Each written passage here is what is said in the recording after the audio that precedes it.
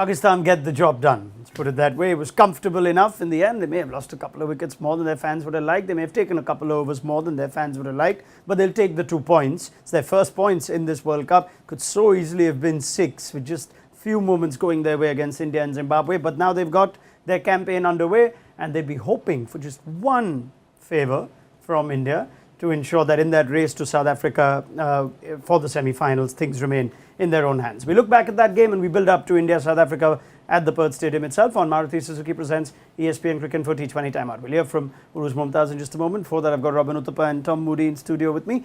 What's the first thing you say to the boys when they come back, Pakistan, after the kind of campaign they've had? And they've got this win, they've got the job done. What's the first thing you say to them? I'd be saying, look, great result, but we could have done it with a lot more style with the bat. With the ball, we dominated, we intimidated. With the bat, we were timid and we just crept over the line. We should have, but then again, you don't know what the message was at half time.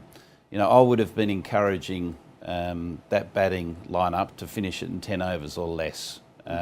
Because you may look at the net run rate now, it may not really factor into Pakistan, but you don't know if there's going to be any other washouts. Yes. And it may well be critical. So they don't want to look back at that and think, gosh, we could have finished that game 2 overs or 3 overs earlier and we wouldn't be in this position. Yeah, it was just what I was thinking. If by any chance they miss out qualifying because of run rate, they'd be ruining this game. All right. Well, simple as that. I think we have to just see whether that another washout comes into play here. But for the time being, they've got 2 points. Uruj Mumtaz, would you still be concerned about Pakistan's batting, their top order? South Africa would have looked at this game. That could become a do-or-die clash for both teams and they'd still be fancying themselves against Pakistan's batting? I'm sure. I think with the kind of bowling and the firepower South Africa have and with the cracks that Pakistan have now displayed in their batting, some with technique, some to do with the short ball, the bounce as well. And even today, I think it was a reflection of us just sort of almost playing to our comfort zone. There was a point in the game where I think Shan and Rizwan scored 30 of 30, and they didn't look like they were trying to get a go on with it. So South Africa will definitely chance themselves with, especially what their batting is really fired up. Rousseau and Miller, what they can do in the middle, it'll be a good one to watch. I'm just trying to think, Uruj, that this was obviously a comfortable game for them, chase of 92. But would there still be a concern if Pakistan are batting first, or if they're chasing 170, that you've got somebody like Shan Masood walking in at 4, possibly in overs 9 and 10, maybe a one top order batter too heavy? Yes, for sure, because Shan coming in at 4, now that I don't think really fits in. And something, like you said, if they're chasing something above 160 odd, 155 odd, and you can have Shan come in like he did against Zimbabwe and India, where Pakistan were in spot of ball, then you needed someone to consolidate and then get a move on. Shan is suited best at the top of the order, and we saw in a game where Pakistan could have altered with their top order, they didn't. They still went with Rizwan and Babar, so I don't see that changing. Now, whether Shan comes in at 4, I don't personally think so, because when you've got Iftikhar, Shadab, Nawaz in there, Shan in the middle order, I don't think it's going to work, but I'm not quite sure what they're going to do with it, because Fakhr also likes the ball coming onto the bat and is best suited within the first 6. Now, whether they bring Fakhr down towards the latter half to play the seamers latter and then put Shan in at 3, we'll have to wait and watch. It's a bit of a conundrum you put yourself in. You make a change, then you win. Then you tend to stick with that team. But that team doesn't necessarily have certain bases covered. Is it fair to say? Yeah, true, but you still can have flexibility. If you find yourself in that scenario where you have Shan's in at 4, but he comes, or he's due to come in at the 9th or 10th over, he doesn't necessarily need to be the player that goes in at that point. You may elevate, Shadab or whoever it might be that has got sort of a history of a greater strike rate. And the other thing is that a conversation with Shan in that role, you just say that the expectation is we want you in the side. You have got runs in this World Cup so far, you're moving to 4 and we expect a higher level of strike rate. We want to be more proactive and take more risks, and we know he's got it because we've seen just recently in the PSL how his strike rate has elevated over the last 12 to 24 months. So he has got the game. It's just a case of giving him the freedom to play it. I'm thinking it may not be the worst thing for teams to think, Robbie, that I think we're seeing the numbers and the patterns in the first 2 weeks. The opening batters aren't lasting very long. No, they aren't. And with 5 for 2s, 10 for 2s, perhaps you'd rather play the extra top order batter. That could be a way to go. But I think that it's funny to see how Pakistan are being so rigid with the kind of batters that they have. But they can actually do themselves a favor and be a little bit more flexible from their perception.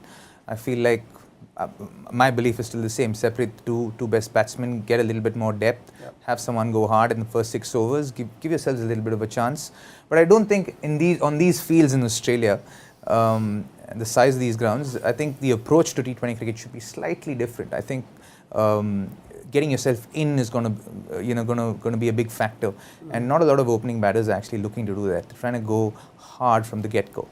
I mean, we should bring in every ground brings with it its own conversation and context and personality in this World Cup in Australia. Pakistan versus South Africa is at the SCG, so just put that into your calculations too, unless you were expecting these batteries of fast bowlers come up against each other at a Brisbane or an MCG. We're done with the Perth games after today, but that's what they've got up against them. That is a must-win game, and so too is the one against Bangladesh. To be honest, you could never rule out what happens there.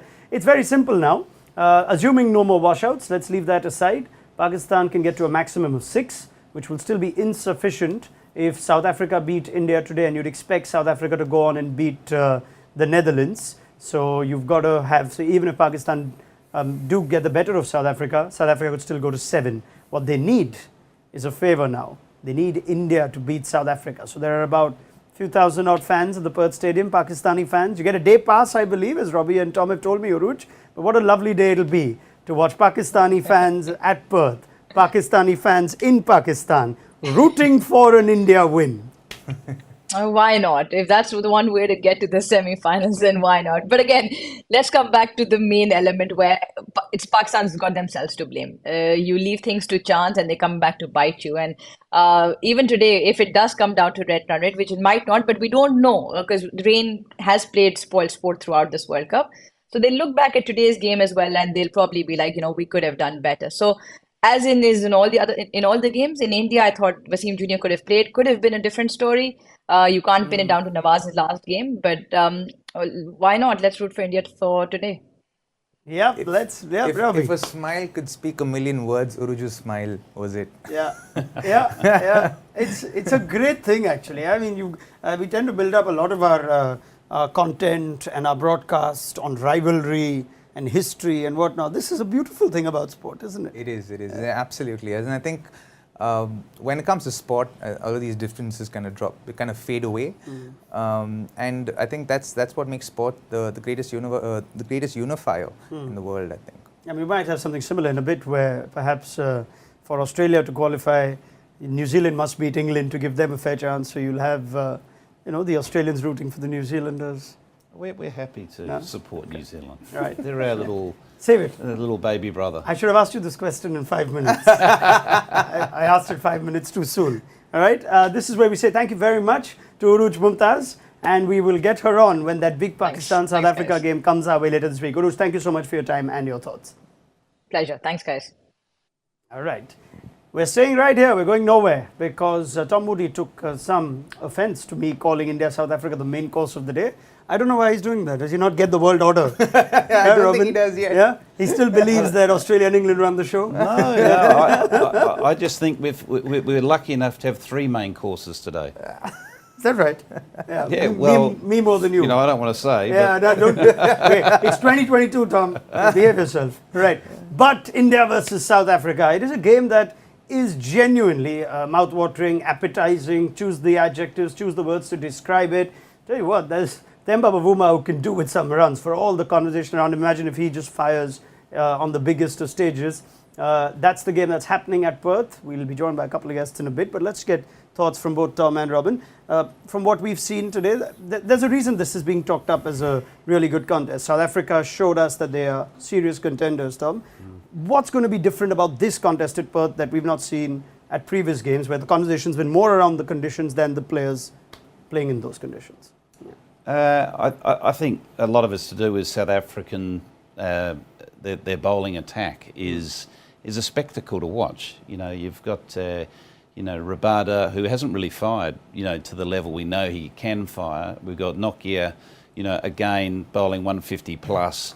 It's just mouth-watering. And then you've got the quality of the Indian bats, the batters that they boast, their top 4 or 5 up against that. How are they going to counter that? How are they going to play in those conditions? To me, anyone that's an observer of the game and a lover of the game, this is what you watch it for. This is why we have the love for the game, is to see these contests. Watching, Kohli, for instance, or Rohit Sharma at the top of the order deal with that pace and take it on. Is he going to take it on, or is he going to sit in the game and just, watch and get familiar with the conditions? So there's so many stories that are going to come out from today's game. Yeah, I mean, it's almost fair to say that the highest quality of skill, or players that possess the highest quality of skill, will finally play at Perth. With due respect to the other games played here, it didn't turn out to be a contest on most cases. Yeah, so I think what happens with, especially, I think this South African attack, even guys like Lungi and Gidi, on these conditions, is not going to be easy to play. Is not going to be that bowler that India target. Wayne Panel is not going to be that bowler that India target in that sense, right? So, and Keshav Maharaj is very mean with the ball. He's a very disciplined bowler. So that's what makes it for entertaining viewing. And it just, for fact that when there's high quality players playing in a ground like this, that the skills are going to come to the fore, and that's what you want to watch. And as a lover of the game and a fan of the game, you want to be able to watch the skills at the highest level. And this is one such game where for fact that you're going to be able to get to experience that. What does a captain do if he wins the toss here? Because again, the evidence of these games may not give us much, whether batting first or second is an advantage. Tom? I'd be keen to bat first, purely because I just think that scoreboard pressure, the conditions aren't going to change. Yeah, we've seen a sprinkling of rain in Perth, but I don't think that's going to be an issue. So we're not going to be worried about a shortened game and needing to bat second. So I'd be keen to get runs on the board and take the game on, because I think that's the positive step to take. Yeah. I think India will bowl first. I think if they win the toss, they'll go back to what's worked for them. They'll back their batters to chase down any score that the South Africans put up. Okay, this is fascinating, right? Because there's been a pattern that's favoured the teams batting first in the World Cup. You have to look at what teams fancy doing, like to do, and of course there's also the other element of Perth. And I guess now we can expand our panel, shall we? And it looks like Tom Moody and myself have gate crashed a CSK reunion, as I warmly welcome Stephen Fleming and Faf du Plessis on Maruti Suzuki Presents ESPN Cricket for T20 Timeout. What are we doing here, Tom? Chennai boys. Yeah, how are say you hello. Doing? Rob, you're like a rose between two thorns. I've just been ambushed here. Yeah. This is ridiculous. I like this. Yeah, I'm gonna ask everyone. Faf to quickly drop off and come back. Faf, sorry, I think we're having some trouble with your internet, so we're going to do that all over again. Let's try and get it right next time. So just drop off and come back. But Stephen Fleming is here. Tom's not. I put Tom in a very uncomfortable position, Flem, and I know that makes you very happy. Yeah, it's a great way to start the show for me to see that. And the rose between two thorns with Robbie and between you two was a great sight as well. But interesting chat, boys. Mouth-watering. Tom, I can feel the excitement, and I share it, to have the two excellent sides going at it in a neutral venue that offers so much. It's got so many sort of subplots and stories to it. So I'm really excited about this one. You were listening into Tom and Robbie deferring on what teams might do if they win. At least India might want to chase. Tom says batting first is an advantage. Wayne, Flem? Rob's point's a good one. They're both very good points. Sometimes you've got to go to what you're more comfortable with, and India's certainly more comfortable in chasing scores. Very little in this one. It really comes down to a bit of gut feel and just getting on with it. Sometimes you really want to win a toss, other times it doesn't really matter. So it's going to come down to what your team sort of fancies doing. And in India's case, it's going to be to chase. And look, it maybe South Africa want to get out there. They've got a really positive approach at the moment, especially with batting. Great bowling attack. They might want to bowl. So it's there's not much in it. There's no real advantage, as Tom quite rightly pointed out. So it's just a gut feel for the teams. Well, let's put all speculation to rest, shall we? India won the toss and they're going to bat first at Perth. So let's get the quick reactions. I also welcome. Yes, Tom, please. Well, I told you so. I just, I read the tea leaves. Yeah. Like common sense. Come on, guys, really. Why do you think we have you here, Tom? For this very reason, right? We could have flown Flem all the way if we wanted to. Yeah, true. It was It's a far gentleman too call. expensive, first class. Does he still fly commercial airline? I thought CSK sent him a private jet. It's either jet or first class. Yes, of course. All right. Sorry, Flem. Tom's within punching distance of me, right? So I'm gonna suck up to him a bit more than I'd like to otherwise. But let me give a very warm welcome to Faf du Plessis, who I think now joins us. Faf, all set and ready for this one? Say hello to your I'm sure it pains the heart for a lot of CSK fans. Your former coach. Sure, this is a fantastic panel. Well done, everyone. Looking at some good-looking faces there with Stephen Fleming, the maturity of Tom Moody, and then Robbie Uthappa, the nicest guy in cricket. Oh, yeah, maturity. That's what he used to describe you. Good-looking face, Stephen Fleming. Nicest guy, Robin Uthappa. Mature Tom Moody. Yeah, but maturity, Faf's meaning not in age. He's meaning maturity as in wisdom. Wisdom. I Yeah, hope. of course. You're one of the most wisest voices in the game of cricket, Tom. So very privileged to be with you on the show. Likewise, mate. Thank you. This is not fun, Faf. I'm not enjoying this. You're being too politically correct, my man. Yeah. Well, this is. Are you sure you wrote Lots the book, of Faf? Because I'm not seeing this in the book. I'm seeing the real fiery stuff in that. Oh, you got to read it first, bud. Okay. We welcome Faf. South Africa up for this one. They had a bilateral series where India seemed the better team. Faf, that seemed like. I don't think that's relevant at all today. Surely, is it?